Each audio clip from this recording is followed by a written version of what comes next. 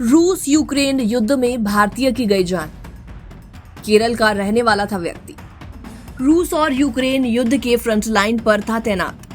कई दिनों से परिवार से भी संपर्क नहीं हो पा रहा था। आज की दुखद खबर रूस और यूक्रेन के युद्ध के मैदान से आई है, जहां केरल के एक भारतीय नागरिक की जान चली गई। तो 32 साल के बिटिन टीबी केरल के त्रिशूर जिले के वडक्कनचेरी के निवासी थे।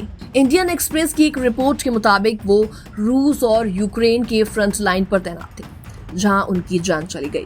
उसके साथ उनके रिश्तेदार 27 साल के जैन टीके भी घायल हुए हैं। कुछ दिन पहले बिनिल के परिवार को सूचना मिली थी कि बिनिल और जैन एक ड्रोन हमले में घायल हो गए हैं।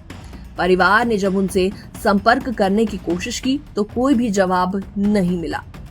बिनिल की पत्नी जोइसी ने स्थिति की जानकारी भारतीय दूतावास मॉस्को से ली। रिपोर्ट्स बताती हैं कि बिनिल और जैन पिछले कई महीनों से घर लौटने की लगातार कोशिशों में जुटे हुए थे। बिनिल ने इंडियन एक्सप्रेस को भेजे अपने संदेशों में कहा था कि वो भारतीय दूतावास के दरवाजों पर मदद मांग रहे थे, लेकिन कोई भी समाधान नहीं मिला। बिनिल ने कहा था, हम मानसिक और शारीरिक रूप से थक चुके हैं। हमें रूसी सेना की फ्रंट लाइन पर भेजा गया है। हमारे कमांडर कहते हैं कि हमारा कॉन्ट्रैक्ट 1 साल का है। भारतीय दूतावास ने कहा था कि जब तक रूसी सेना हमें रिलीव नहीं करती, वो मदद नहीं कर सकते। इस मामले पर भारतीय विदेश मंत्रालय की कोई प्रतिक्रिया अभी नहीं आई है। संसद में 6 दिसंबर 2024 को दिए गए एक बयान में बताया गया था कि अब तक रूस में 10 भारतीय नागरिकों की जानें जा चुकी हैं। ये 11वीं जान गई है। पिछले साल जुलाई में प्रधानमंत्री नरेंद्र मोदी ने राष्ट्रपति पुतिन से भारतीय नागरिकों की स्थिति पर बातचीत की थी। रूस ने वादा किया था कि इन भारतीय नागरिकों को जल्द ही रिहा किया जाएगा। तो ऐसे में रूस ने क्या कहा, ये भी आपको बताते हैं।